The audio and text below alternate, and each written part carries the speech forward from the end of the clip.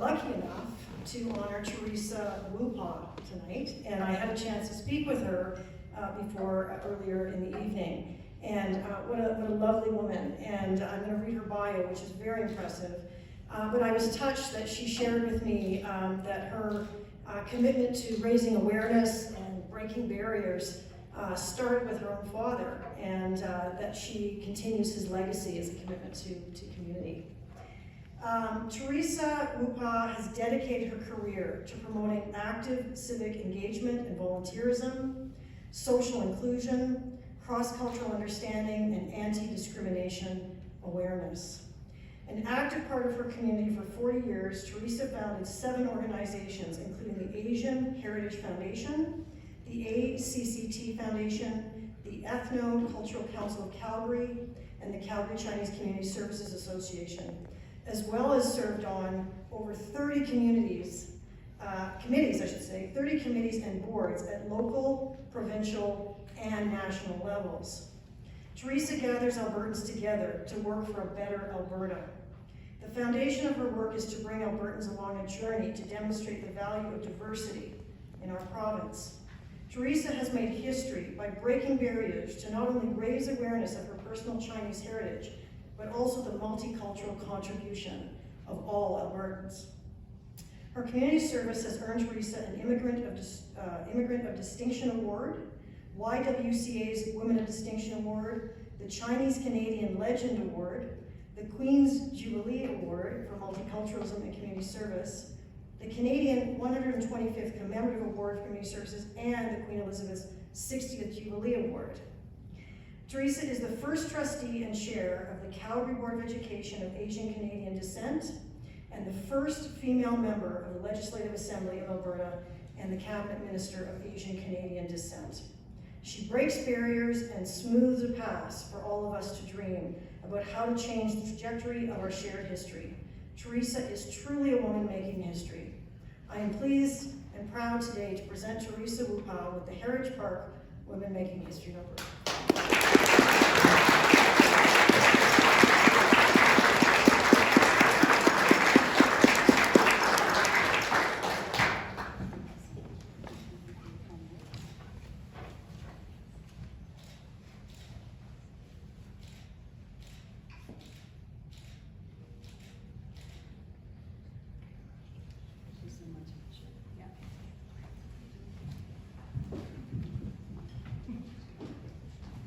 Good evening, everyone. I'm so humbled to be in the company of 2 great and wise leaders and elders, and amongst all of you here today. And I'm so happy that I actually have some prepared notes to follow 2 brilliant storytellers, and with such wisdom. So I would like to express my heartfelt appreciation for receiving this Women Making History in Alberta Award from Heritage Park, a Calgary institution that have given 4 generations of my family connections to Calgary's history and fond memories. Receiving this award in 2022 has additional meaning for me, as 2022 marks my 50th year as a Canadian. So this actually on June the 11th. I arrived this prairie city as an adolescent, with little knowledge of our new home, and not able to communicate in neither official languages. Just full of a sense of adventure and anticipation to connect with my extended families, now over 100 people in Alberta, divided over the decades, not only by distance, but also by unjust laws.